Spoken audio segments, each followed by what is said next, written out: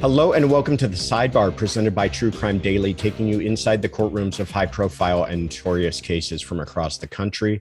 I'm your host, Joshua Ritter. I'm a criminal defense lawyer based in Los Angeles and previously an LA County prosecutor for nearly a decade. We are recording this on Wednesday, June 28th, 2023. And we're doing something a little bit different for this week's episode. Oftentimes on this show, we cover cases that are covered widely in the media. But every once in a while, we think it's important to highlight a case that may not have received as much extensive coverage and talk about how that case has really affected people's lives. And so this week, we will take a look at one of those cases. It involves an interstate serial killer who was ultimately executed in Virginia after multiple convictions and even a separate death sentence in another state, which is pretty remarkable in and of itself. All in all, law enforcement has linked this person to as many as 9 brutal killings.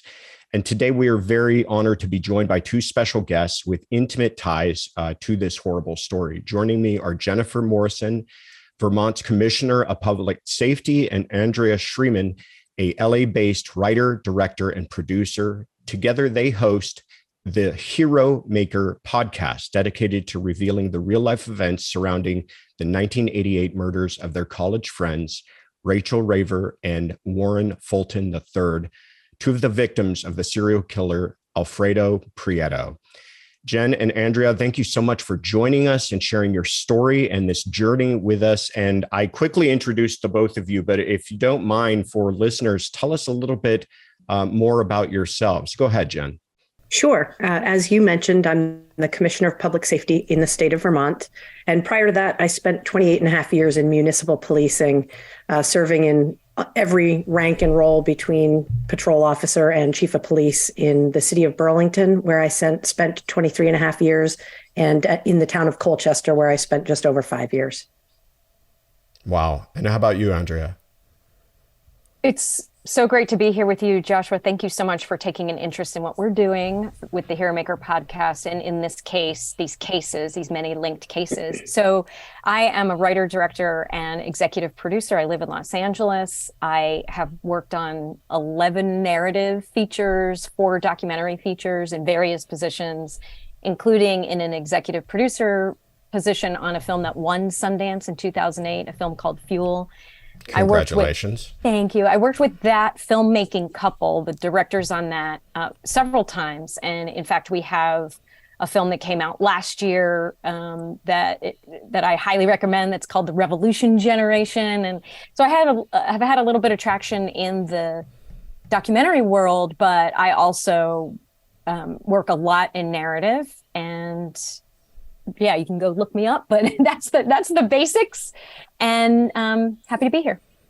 Great. And what's great about it, and as people are going to find out, is that your respective careers, though you guys started out your adolescent lives together and then went off to your separate careers, they both kind of tie in and play a role in this current project that you're both involved in, which I think is kind of a fascinating story in and of itself.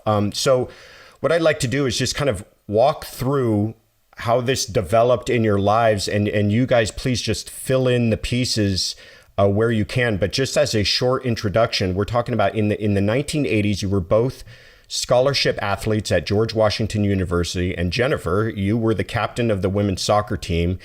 It was there that you met Warren Fulton III and Rachel Raver, both of whom would later become the victims of serial killer Alfredo Prieto. Tell us first just about this time in your lives. What were things like?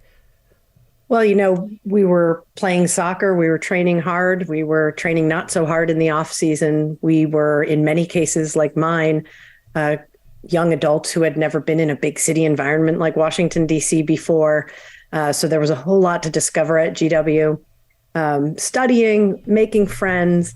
And we hung out a lot with the women's soccer players, hung out a lot with the gymnasts, the women gymnasts, and then with the men's soccer team, the men's baseball team, and the wrestlers. So there was definitely large groups of, athletic students who hung around together. And we It was typical college times. We were a little bit in a bubble, and we had a really wonderful time at GW.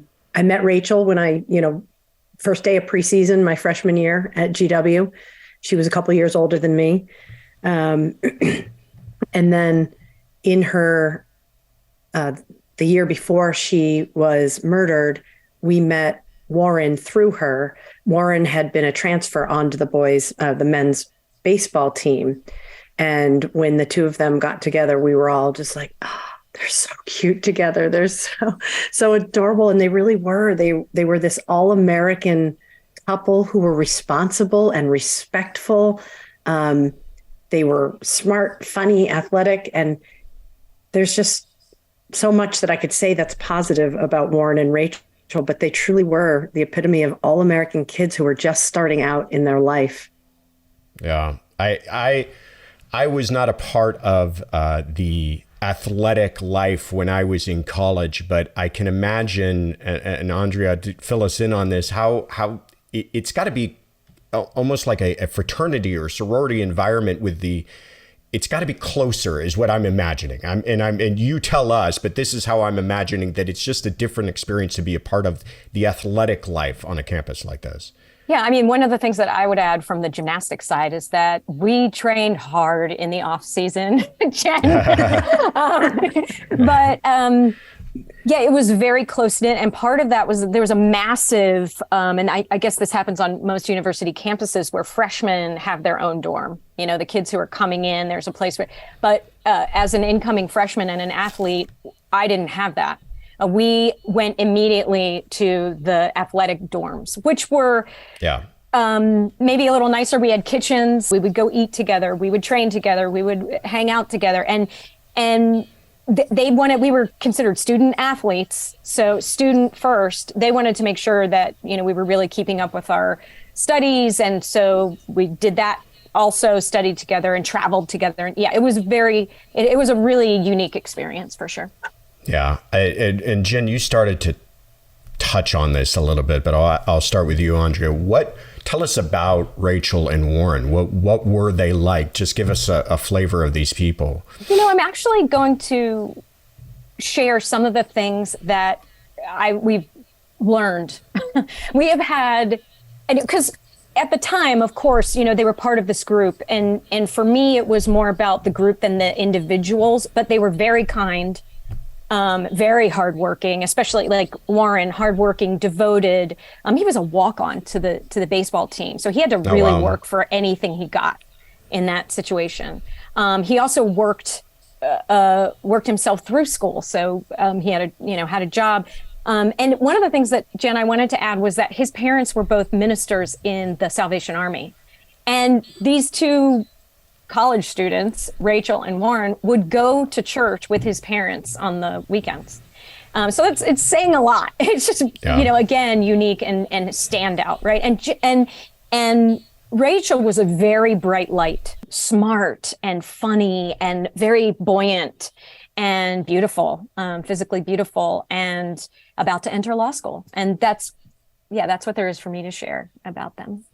Wow. Rachel had an uncanny ability to just say the right thing at the right time to lighten the mood. Like if we were losing or, if things weren't going well between the coaches and the players or in a friend group, she just always was the one who could say something that wasn't rude. And it was just the right thing to turn everybody's mood around. She really was a ray of sunshine. Wow. They sound like beautiful people. And so I hate how this is going to have to turn in our discussion, but if you could now bring us to, we're talking about December 4th of 1988, Warren and Rachel go missing after leaving a local bar, and tragically their bodies are later discovered in a secluded wooded area near Reston, Virginia. And according to the investigation, Rachel has been sexually assaulted and both victims are shot to death. And I don't want to dwell upon the graphic elements of this, but I think it is important and, doing justice to what was the experience that you both had and the community had. It's also believed that Rachel may have been sexually assaulted as she was dying from her injuries, just to kind of give at least one element of how horrible a murder this really was. I guess I would like to actually interject something there, if that's please. Okay. It was testified by many experts that she was shot and she was dying as she was being raped. And we have learned through those other cases that this may have been a repeated technique that Prieto used to prevent his victim from escaping during the sexual assault. And again, it's not so central to our discussion, but I think that pointing something out like that is important because, you know, there are different levels of kind of depraved murderers. But I think we're dealing with a real fringe element of monster who is using that as the way that you're explaining it even now, almost as a tool to help them facilitate the rape and eventual murders of these folks. And again, I think that's important to understand as a backdrop to what you guys were experiencing in the family and the community and everyone else. And so, Jen, I'll start with you. Just talk to us initially. What was that like, the impact on you, the community, the college campus, the athletic department, to hear about what had happened? We knew something was wrong when they did not show up. Well, when Lauren did not show up for practice on Sunday afternoon. And by Monday, when neither of them had been heard from, we knew something was terribly wrong. But nothing could have prepared us to receive the news and see body bags being pulled out of a field in Reston, Virginia on the evening news. It's simultaneous to receiving the news. Now, remember, there were no cell phones. You had to be in your dorm room. And we were all gathered. There was a bunch of us gathered at the corner room at the end of the hall when we got the phone call that this was happening. And it was like we were getting the news as the news broadcast was playing. And it was a wave of, stress hormones, trauma hormones. And so many of us can't remember, and we still can't to this day put together full memories of exactly what happened in the ensuing hours. We've pieced together a lot of it, but for the GW athletic community, it was earth-shaking, a place that we saw as our playground, our intellectual playground, our athletic playground, our, partying playground. The city of Washington, D.C. changed fundamentally in all our eyes. Now, be very clear, you're in a bubble when you're at college. It was already the murder capital of the US at the time, but that wasn't how we regarded it. We didn't see it that way until this happened. And the minute this happened, it was absolute devastation. There was a lot of fear, particularly in the younger players. And that fear could not be smoothed over because we didn't have answers for so many years. And I know we'll get to that, but it was a huge, huge ripple in a large pond, but those ripples were tsunami-sized waves. Wow. For her friends and family. Yeah. Andrea, please. Well, I mean, what I would maybe just add to that is my own personal texture of witnessing, the core group of very, very close people, teammates, starting to move through the campus as it was like a dark cloud, but they were all so like closely knit. It was like this cloud of grief that just started traveling together and bonding together and supporting each other to try to get through it. And then texturally for me, I was working at the Four Seasons Fitness Club at the time, and I opened the club at 4 a.m. every morning. So I had to go from Foggy Bottom down into like the base of Georgetown at 4 a.m., like at 3:30 in the morning. And I just remember running every day to get there. I ran everywhere anyway because I was a napper. So like I was always late. I was like running, but running and thinking to myself, like, they're just in a way that I hadn't previous to their murders. But knowing also that year, 1988, was the year that DC eclipsed Detroit and had the highest murder rate in the country. Wow.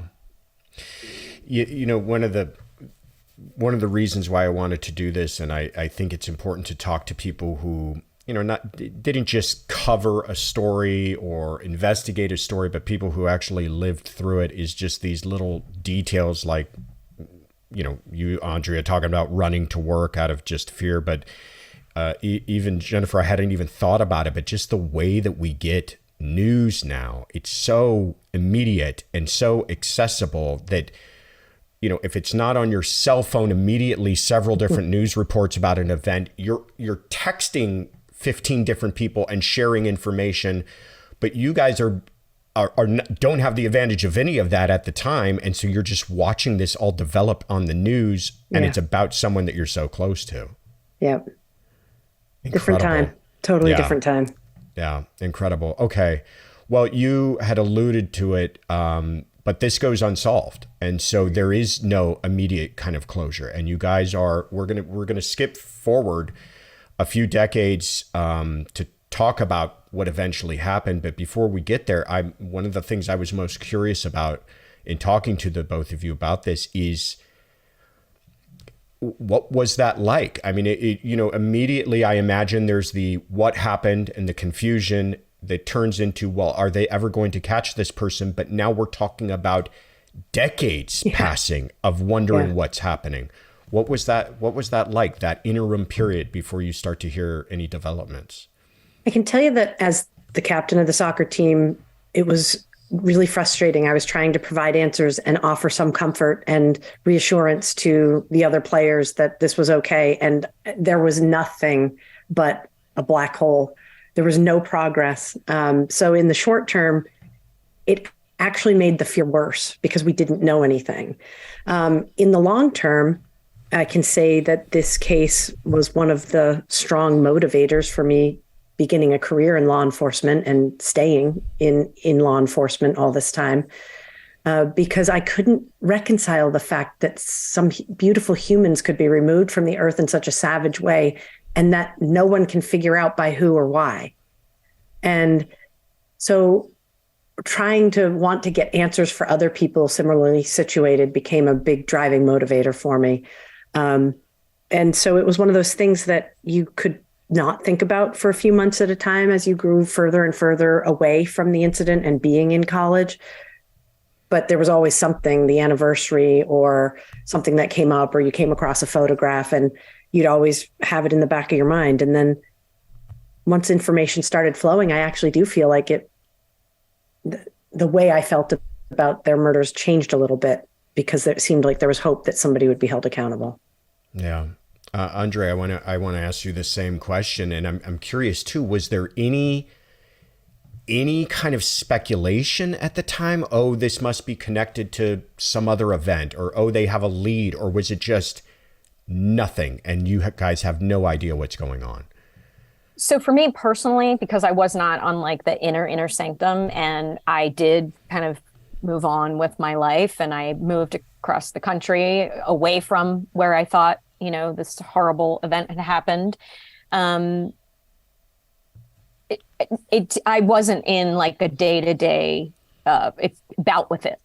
But I will tell you that from now doing, you know, talking to Rachel's sister and brother, what I know is that they were constantly working on it in communication with the investigators.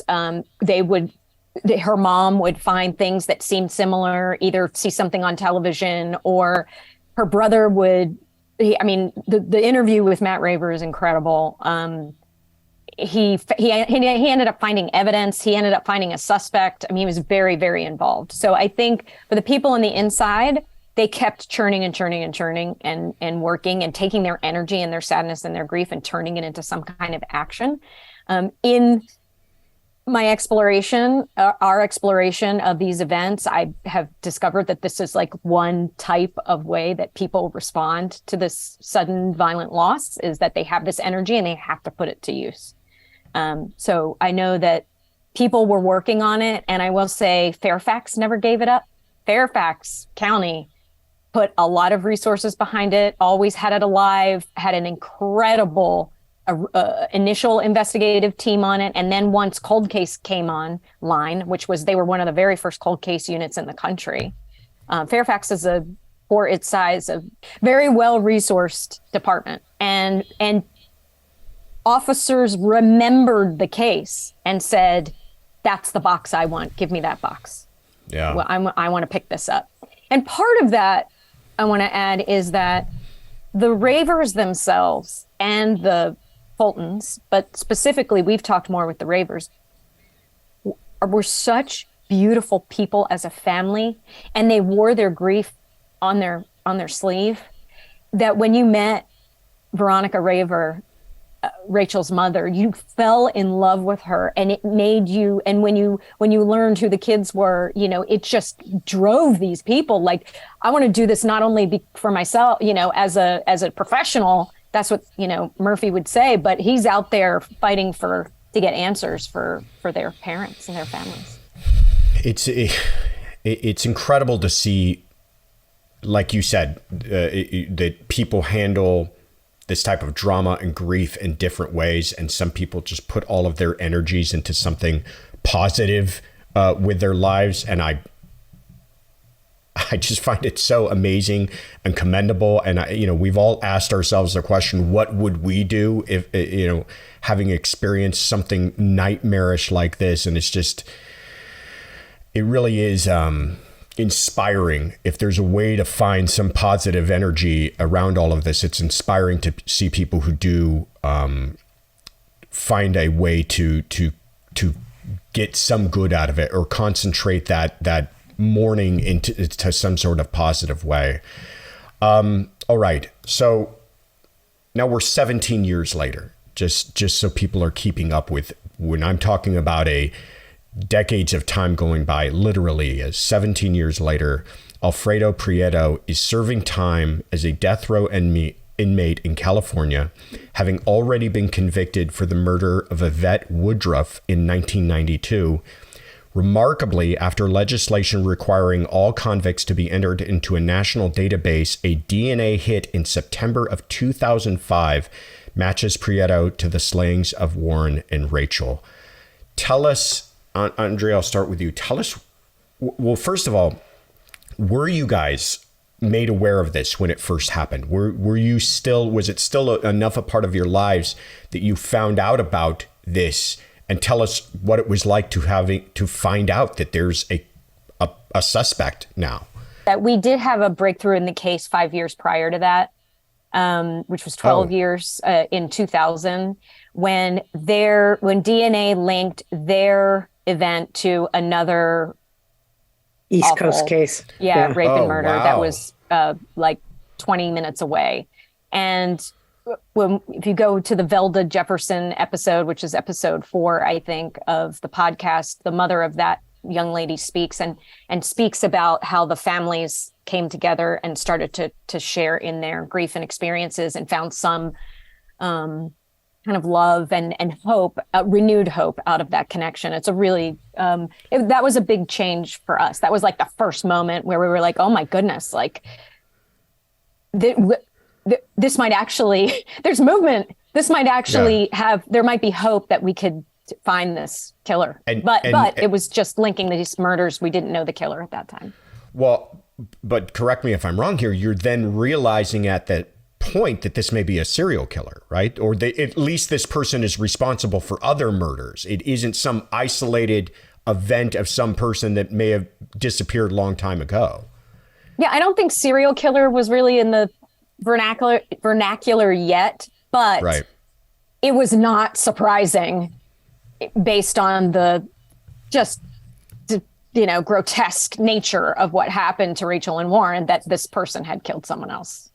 Wow. Right.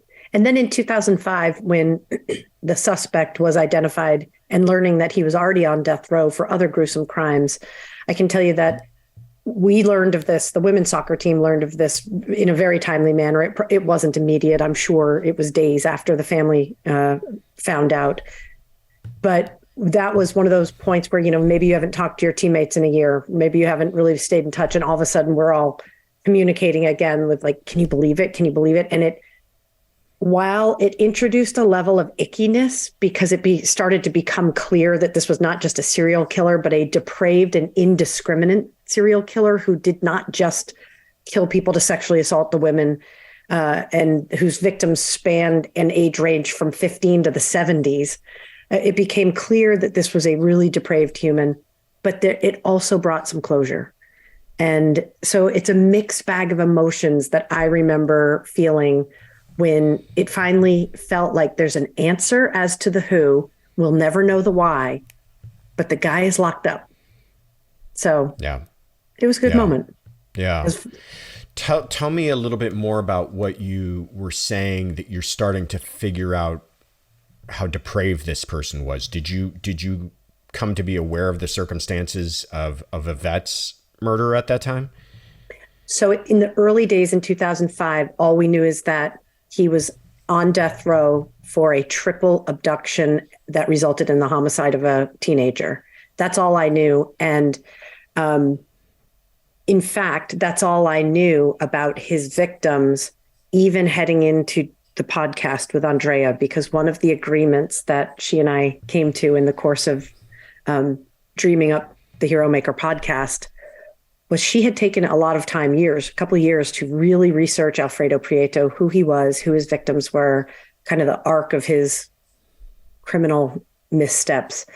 And we agreed that I would learn with our guests, that as we interviewed people and learned more about it, that I would be learning alongside our guests, so that I intentionally did not read any more about the case, didn't dive into it. Wow. Andrea, when did you start to dive into it? 2020. 2020. Yeah. I used to go to, I still go to the Sundance Film Festival, as much as possible. And my college roommate was a soccer player. Shout out to Mulligan. What's up, Mulligan? And so I would go stay with her in Salt Lake for one night before I go to the festival, and then one night on the other side. And that year I was heading to the festival, and we were kind of like talking, and we brought up the events and Rachel and Warren and, the soccer team and what's everybody up to and all that kind of stuff. And I was like, why has nobody ever done anything about this story? Because true crime is so popular. Like, why wouldn't, so I just started, I went to Sundance and I just started dropping the one-liner. I'm thinking about doing a story about my two friends who were murdered in college. And of course, you say my two friends murdered in college, and every producer is like, what? Right. So that's what kind of, when I recognized that it was a story that not just I was going to be interested in but I think that seed was planted around the time of the execution, quite honestly. Yep, so 2015. Agree. Yeah. You want to say something about that, Jen? No, I just remember that you and I connected shortly after the execution. You had seen something I had posted on Facebook that sort of was a jumble of emotions about the execution. It didn't feel like a jumble of emotions, Jen. I know you're getting emotional right now, but what it felt like was it almost looked like you saw the arc of your life and how it all fit together, and how this horrible thing that happened when you were still in your formative years had sent you on a trajectory. And it was like what you've been working for as a police leader your whole life, which is justice, had finally come to bear, not only in a professional way, but like in this very personal way. It felt really, but it was packed with emotion. And yes, that's where I was like, very sweet. Yeah, it was very, very, very, almost like finally realizing the impact this case had that had never been resolved or dealt with or even talked through when I was 20 years old when it happened. So yeah, it felt that the execution felt like a really big moment, and she and I connected after that. And little did we know that a couple of years later, the idea to do something and tell Rachel and Warren's story would percolate to the surface. But as soon as it did, and she and I talked, we agreed that I should not, there's so much information accessible now. I could have easily dove into all this and played investigator and snooped around. But I will say, Jen, the fact that you are working full time as part of the governor's cabinet, and also have, a mother you're taking care of and other personal things in your life that, demand your time. Part of that exploration was, could we possibly do this without forcing Jen into having to prepare a lot? And it was kind of like, one of those boundaries that goes, oh, you're going to work within this. And that actually made it seem more compelling. Yeah.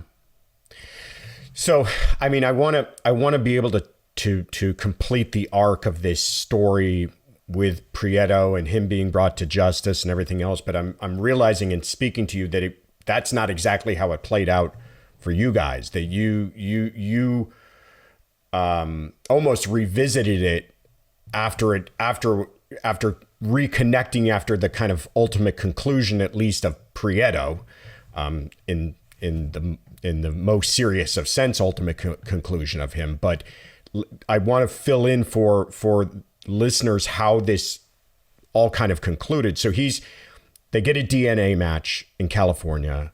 He's extradited from California to Virginia to face charges for Rachel and Warren's deaths. That's right. Brought on trial in 2007, he's convicted and he's sentenced to death for their killings in Virginia. 3 times. Which is 3 trials, sentenced to death 3 times. They wanted to make sure they got it right. Yeah, no, please talk about that, because that's also really interesting. From this program, we try to do it as at least nominally kind of legally based program. And I think that's a really interesting aspect of all of this, is you do not hear about that. His defense team was literally one of the best in the country. Peter Greenspun and Jonathan Shapiro, they defended, I don't know if you remember the DC Sniper. The DC Sniper. Yeah. I mean, these guys are like rock stars. And they trotted them out for this guy, and he had the most robust, defense you could have. And I think they looked at every single loophole they could find. They looked at every single opportunity to, mistrial. They looked at every, and so it just, technical details were pointed out, and they, had to retry him. And I think that's part of why that happened. Which is also a funny aside in all of this is as he's sitting on trial for a death penalty case in Virginia, he's already convicted and facing death. Yeah, but they don't know that. The jury doesn't know that. Jury doesn't know that. No, I know, but I'm saying the defense attorneys do. Right? Oh, yeah, but they also everybody knew that else involved. They knew that California wasn't going to ever get around to actually executing him, so they brought him to Virginia where they might get it done. Was that kind of the discussion going around, or you think Absolutely. that was really at Listen play? to the 100%. Bob Murphy. Yeah, he's the cold case investigator. Interesting. Episode 8. Yeah. Okay. So, all right. So to kind of close this arc here, his execution is carried out on October 1st, 2015 in Virginia. We're talking about a crime spree of totaling... After, by the way, appeal. Right. Waiting for phone calls from the governor right there, right before it happens. Like, are they going to stay the execution? Protesters outside. Oh, yeah. Yeah. And you're giving me facts that are updated even from what I know and the research that we've done on this, but it's alleged 9 murders. You're now saying 1 additional unidentified victim, 4 rapes at least, right? And this is over, and this was what I found astonishing, a 2-year period. Is that right? Well, his crimes, I think, started around 84. Like, they're documented crimes. I think it's the Bob Murphy episode where we know that he was involved in an abduction and a rape earlier, and when he was posing under another name. And then the same investigator who investigated that rape when he was a young detective on the sex crimes unit ended up being the cold case detective on Rachel and Warren's case. And when he got the box of info and was going through it, as all good cold case investigators do when they first get assigned a new case, a driver's license fell out of the box, and it was that guy that he had investigated for an abduction and rape using a different name, turned out to be the same guy who murdered Rachel and Warren. Incredible coincidence, like spine tingling when you listen to that episode. Yeah. But you're right. It's about an 18, 20-month period where he is out there doing all his stuff, both on the East Coast and then moves back to California and on the West Coast as well. The stuff that we know about. Yeah, the stuff that we know about. I don't want this to turn into an episode about him. I mean, it's about you guys and the other lives affected, but I am curious as to what was learned about him. Do we have any idea as to what created this monster in your investigation? What is learned about this man? I don't want to give him any out whatsoever. Oh, I think it's a very typical story of very broken humans. Somebody who came from a background of significant and repeated trauma in their formative years. Somebody in El Salvador, grew up with his father in prison and having seen his grandfather executed on the front yard. However, he has 4 other siblings who all turned out okay. Who, had very and are having productive lives and families and all of that stuff. And then the story continues that he probably regarded his father, who was on the East Coast and also serving time for rape at the same time that he was killing our friends, that he probably had a poor role model in his father, and he got deeply involved in a vicious gang called Pomona Northside. And there was drugs involved. I mean, it's kind of all the pieces: the broken home, the childhood trauma, the drugs, the gangs, the poor role modeling. And this is what was unleashed on society. God.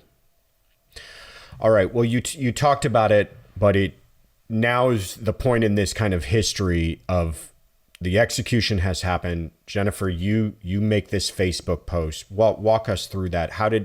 What happened? How did you guys reconnect and lead us now to this path of how we end up with the podcast that you guys have? Well, like I said, I go to Sundance and I'm like, hey, I'm thinking about doing this thing. By June, I think, of that year, 2020, I had a development deal to tell the story as a television show with a wonderful production company. And we worked for about a year. They helped me, brought some resources to the table. I did 21 pre-interviews with people. We pitched it to television companies. It didn't get bought. We got a lot of really positive feedback. But, once it didn't get bought in that framework, everybody kind of dispersed. And I was like, okay, but it's my story and I still want to tell it. It still needs to be told. And I think we can do some good with it. And 2 of the interviews that I had done, one was with Jen. I felt like she was such a great person to collaborate with because she has this life, 30 years of police leadership wisdom, and to bring that to the voice of the podcast would be immeasurable.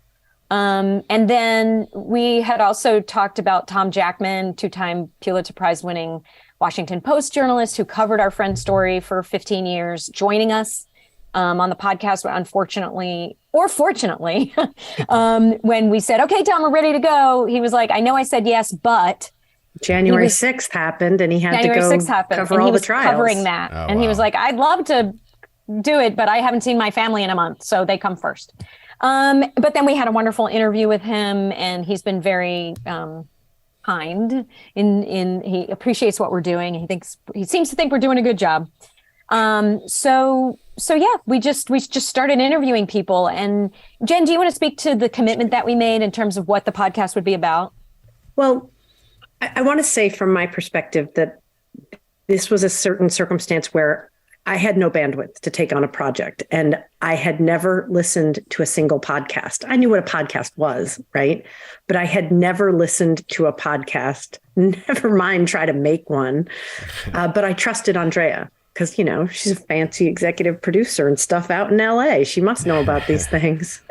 So I agreed to get on board with this project because it was truly a passion project of both of ours to tell Rachel and Warren's story that had never been told. yes, that necessitates talking about Alfredo Prieto, but that's okay because his story might also be important to some people.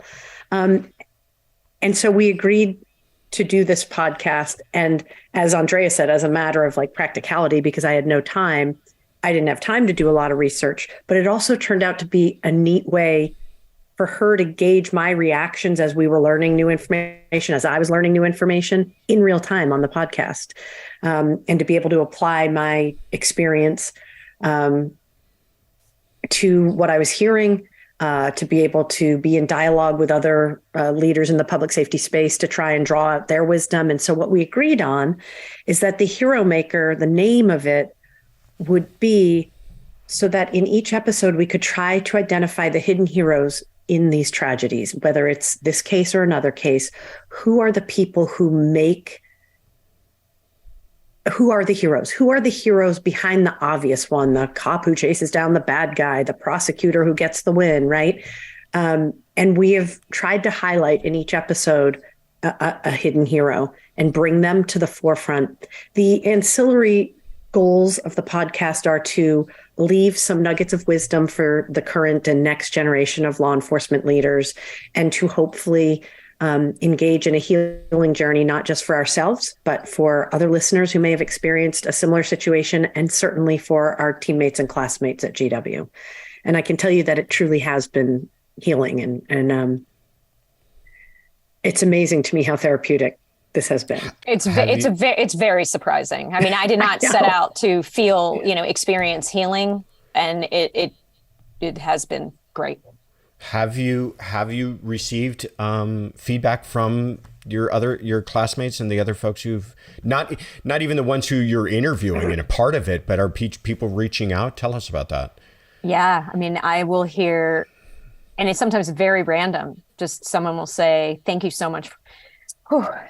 Thank you so much for doing this. I'm listening," or "I can't listen to a lot of it because it's just too much for me, but I heard this one episode and it made me, it brought relief." They are really thankful, and they are really going through, and in their own pace, a transformation out of it. Yeah, I think that's right. There's a lot of our friends who, like me, like you, we were all young, we were busy, and this happened right before we all went away for Christmas break, right? And then you come back and you're diving into the new semester.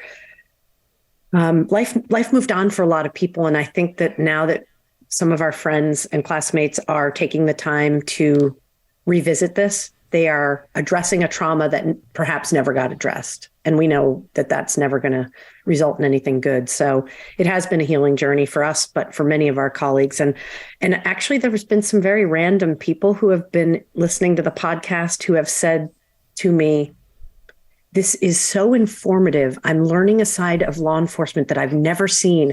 I love the conversations you're having with thought leaders, with the woman from the lab, when we broke down in one episode, broke down exactly what the DNA does and what it can do now versus what it could do in 88 and 90.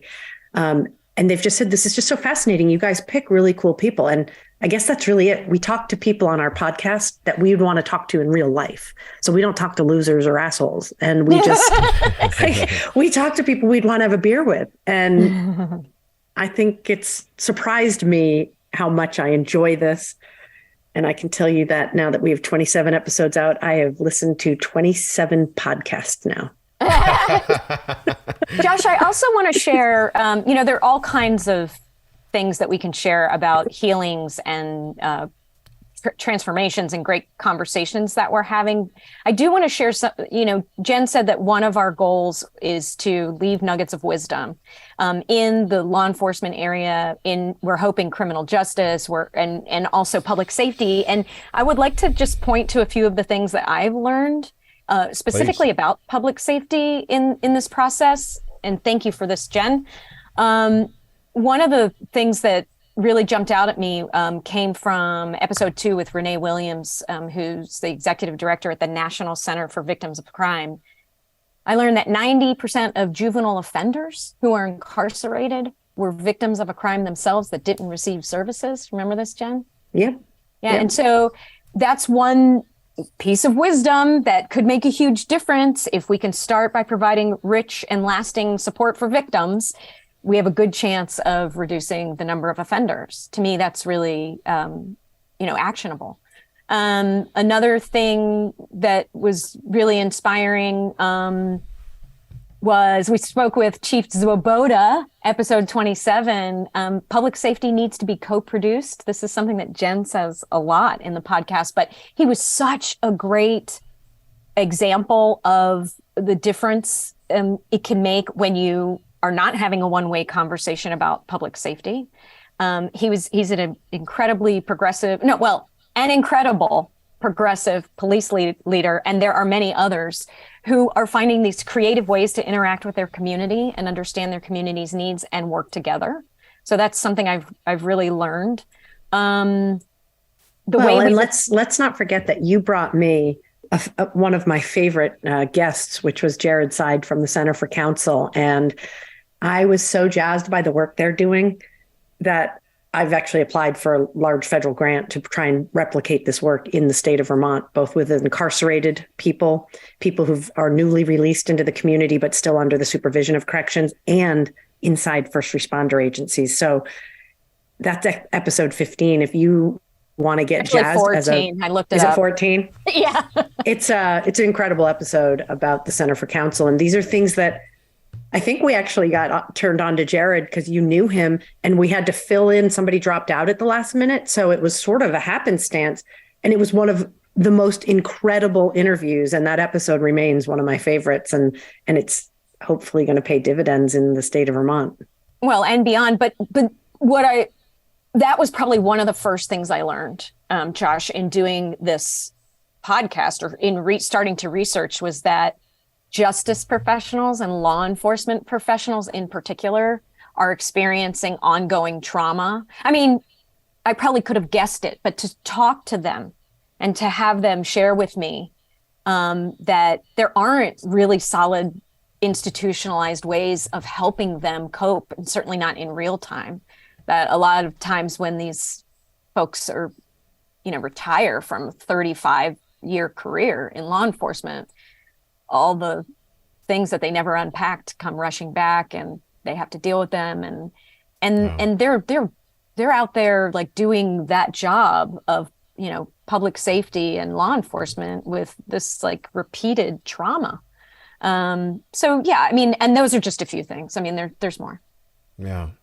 So you're not, what I like about your project as well is that it's not your typical podcast about a case. There's a bunch of podcasts, true crime podcasts out there that will follow a crime and kind of tell it in an episodic way. And it's a limited series and it's 10 episodes long and it kind of goes through the whole arc of that. You guys are not doing that. It's much more of an exploration of a lot of other themes that you've highlighted for us here, but you're 27 episodes in.